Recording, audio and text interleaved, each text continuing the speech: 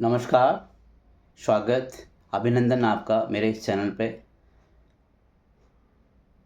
मित्रों, आज भारतीय संसद का शीतकालीन अधिवेशन या शीतकालीन सत्र शुरू होने जा रहा है और इस शीतकालीन की जो बैठक होगी, उम्मीद है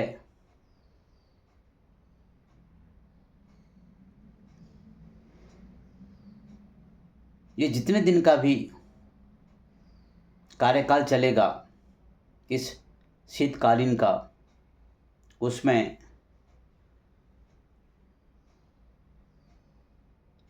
पार्लियामेंट में जितने भी सदस्य चुन के आए हैं वो अपनी अपनी भागीदारी निभाएंगे और जनता से जुड़े हुए मुद्दे, जनता से जुड़े हुए समस्याओं को सदन के पटल पर रखेंगे। और जब शीतकालीन सत्र जब समापन के कगार पर होगा, उसके बाद जो अपने अपने क्षेत्र में जाएंगे तो जितनी भी समस्याओं और दुख तकलीफ़ों को उन्होंने इस सत्र में रखा है, उनका समाधान लेके जाएंगे। ये मुझे पूर्ण उम्मीद है। और जैसे कि आपको मालूम है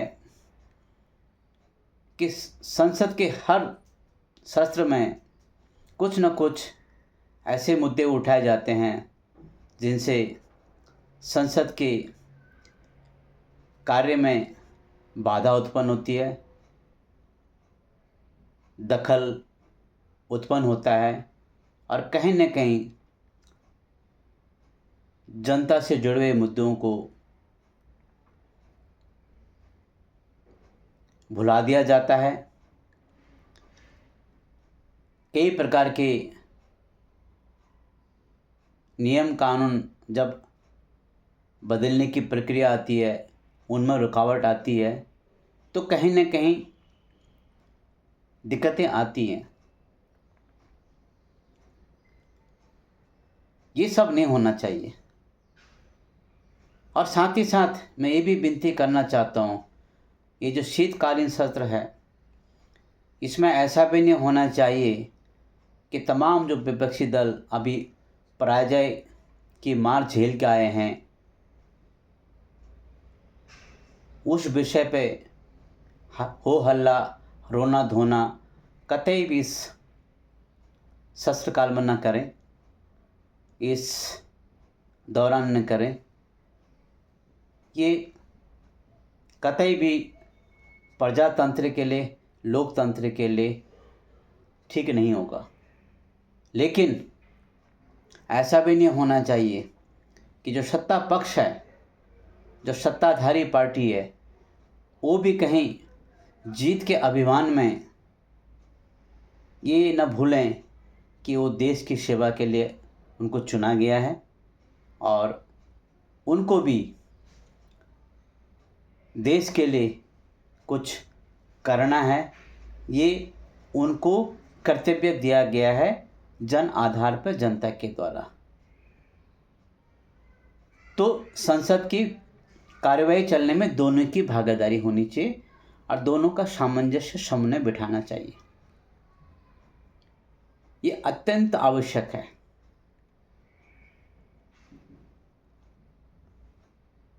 जितना भी विरोध करना है, तमाम विपक्षी दलों को संसद के बाहर करिए, नारेबाजी करनी है संसद के बाहर करिए।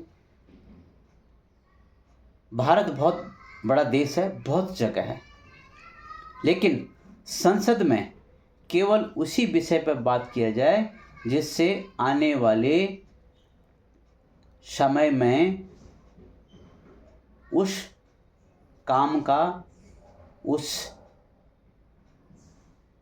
विचार का योगदान लाभदायक हो। जितने दिन का ये अधिवेशन चलेगा, सत्र चलेगा, उसको अच्छे ढंग से चलाइए, एक दूसरे का सहयोग करिए, तो परिणाम अच्छा ही निकलेगा। एक बात और बताना चाहता हूँ मैं, पिछले बार के वीडियो में मैंने बताया था कि जो नए जनरेशन के सांसद चुन के आए हुए हैं और जो काफ़ी यंग अवस्था में हैं, उनको भी अपनी बात रखने का, अपने क्षेत्र से संबंधित समस्याओं का निवारण के लिए उनको भी मौका देना चाहिए, जो कि उनको मिल नहीं रहा है। उसके पीछे कई कारण हो सकते हैं। उनको उनके टैलेंट को दिखाने का मौका नहीं मिल रहा है। वो किस प्रकार से बात अपनी रखते हैं सांसद में, देश के सामने उनको ये मौका नहीं मिल रहा है। तो कहीं ना कहीं कोई ना कोई कारण तो है, वो पीछे होते जा रहे हैं। और जो वयोवृद्ध हैं, जो इतने साल से सदन में बैठे हुए हैं, वो आगे हैं।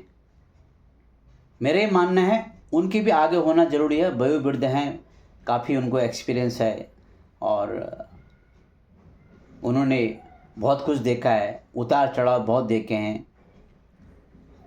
लेकिन इसका मतलब ये नहीं कि जो नए सांसद चुन के आए हैं उनको बोलने का मौका नहीं दिया जाए, उनको अपनी बात रखने का मौका नहीं दिया जाए।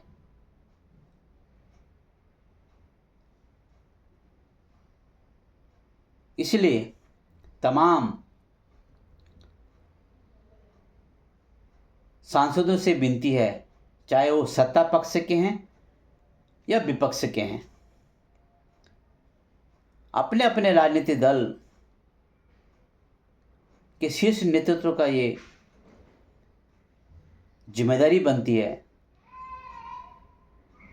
कि नई पीढ़ी को भी मौका दीजिए।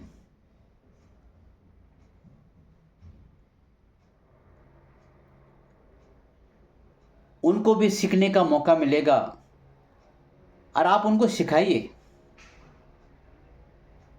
ताकि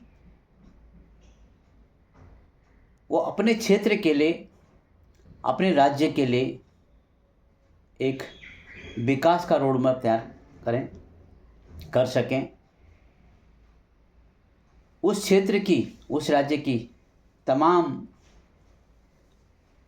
जो समस्याएं हैं, उनके समाधान में उनको सफलता मिले। ये दायित्व बनता है सीनियर मेंबर ऑफ पार्लियामेंट का, यदि मैं गलत नहीं कह रहा हूं तो।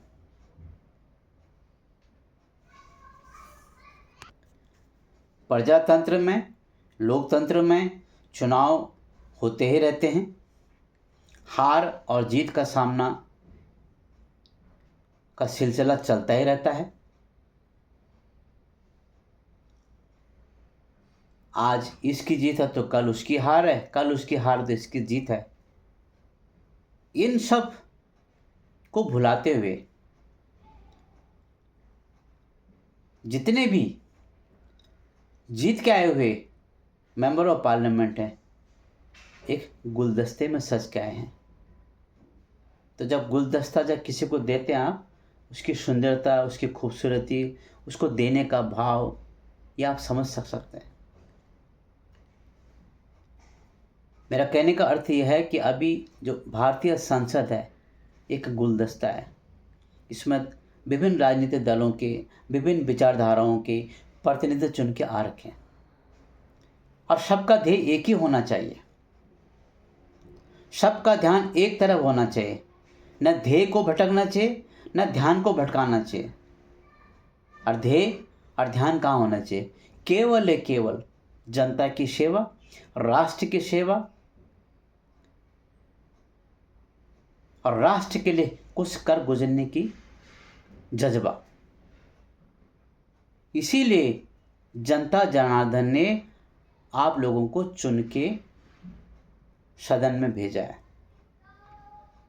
लेकिन दुख तब होता है, सदन के बाहर तो आप हल्ला गुल्ला जो करते हैं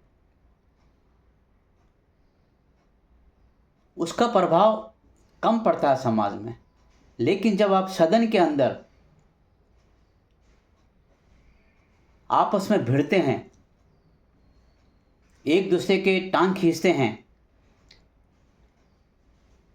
और काम करने में व्यवधान उत्पन्न करते हैं, और पूरे देश की जनता अभी तो पूरा विश्व देखता है, तो पीड़ा मन में होती है।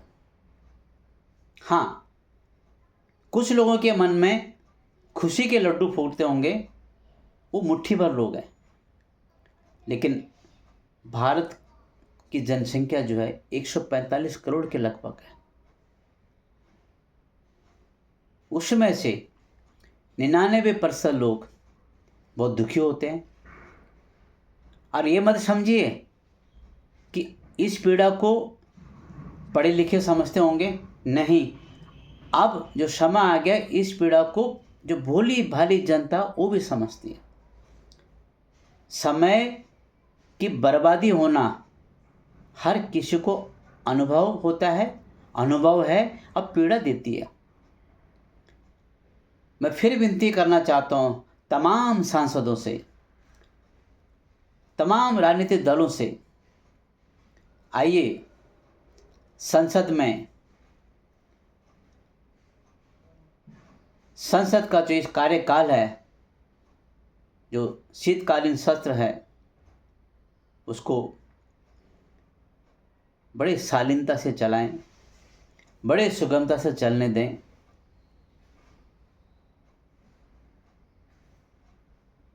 बिना किसी दखल अंदाजी के।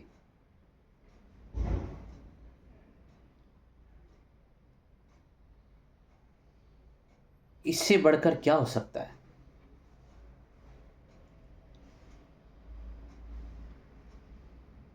आप किस प्रकार से भाषण देते हैं, किस प्रकार से अपनी बात आप देश के सामने रखते हैं, आपका व्यवहार कैसा रहेगा, आपके बोल वचन कैसे रहेंगे, ये आपके क्षेत्र की जनता की भी देखेगी और पूरा देश भी देखेगा। तो यही वक्त है अपने आप को देश हित के लिए और राष्ट्र हित के लिए समर्पित करने का और जनता को दिखाने का। और जब आप ये करने में सफल हो जाएंगे, निश्चित है शायद अगली बार आप वहाँ बैठेंगे और ये यहाँ बैठेंगे। ये फेरबदल हो सकता है, लेकिन फेरबदल करने के लिए एक समन्वय बिठाना ज़रूरी है। मैं फिर अपने तमाम देश के उन प्रतिनिधियों से विनती करना चाहता हूँ, कृपया संसद को सुचारू रूप से चलने दें। इसमें कोई विघ्न और बाधा उत्पन्न न करें, यही मेरी विनती है। नमस्कार।